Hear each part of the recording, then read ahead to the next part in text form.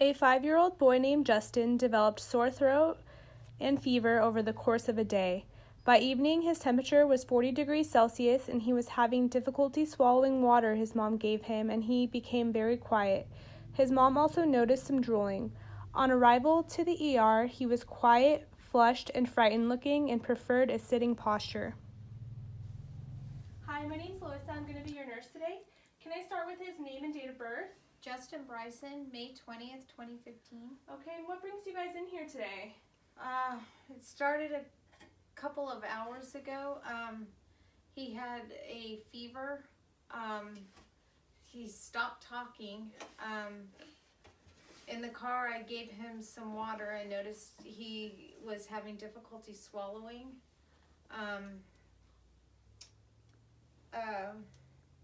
He's drooling. Okay. And I thought it was serious, so I brought him in. Yeah, I'm glad that you guys decided to come in. I'm going to go ahead and take your temperature, okay? This just goes right in front of your forehead.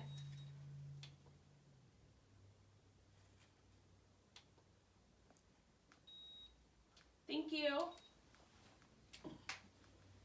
Okay. All right. Can you open up big for me? Can you say ah? Thank you. Okay.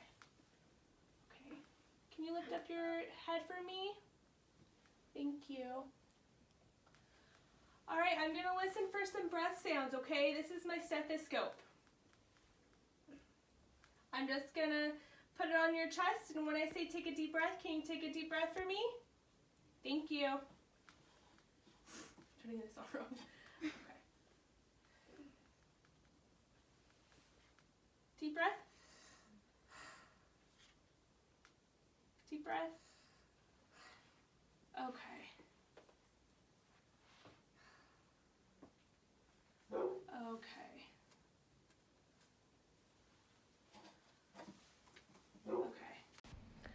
His heart rate was 200 beats per minute, respiratory rates were 40 breaths per minute, and oxygen saturation was 97% on room air.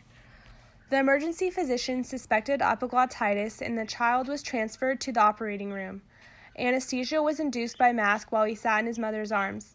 Direct laryngoscopy revealed marked edema of the lingual surface of the epiglottis and a cherry red appearance. He was intubated orally with an age-appropriate endotracheal tube.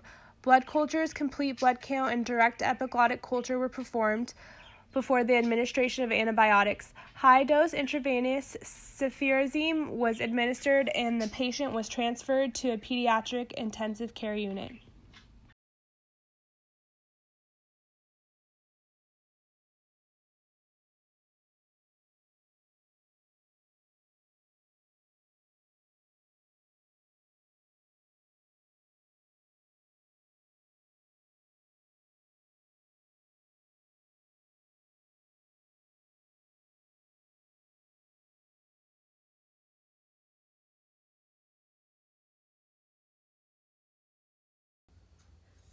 Okay, so we encourage the spirometer and coughing and deep breathing exercises, and you were shown how to do that, right? Yes.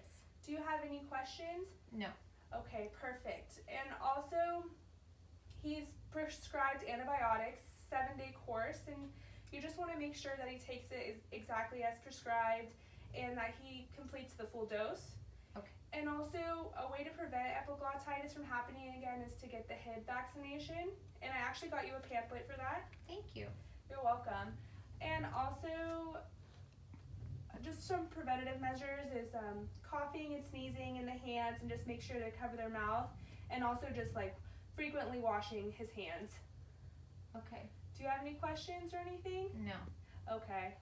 William Shakespot is a 12-year-old male presenting to his pediatrician, complaining of sore throat and cough. He has had some hoarseness in his voice over the past few days and subjective sweats, but no documented fever.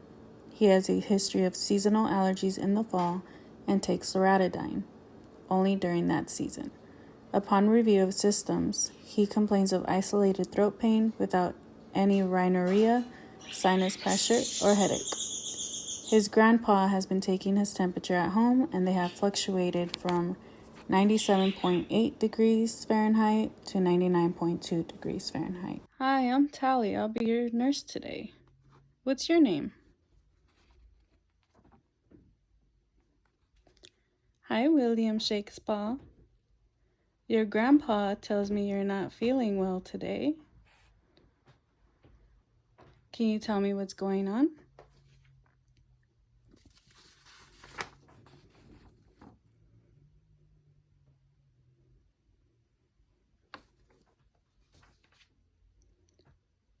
Oh no, I'm sorry you're not feeling that well. I'm going to take a quick look at you.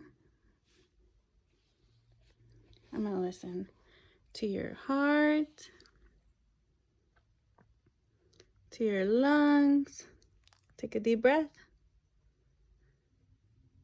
Good job. I'm going to look inside your ears. In your ears. Okay. And look at your eyes. Okay. Good job. Are you having pain anywhere else?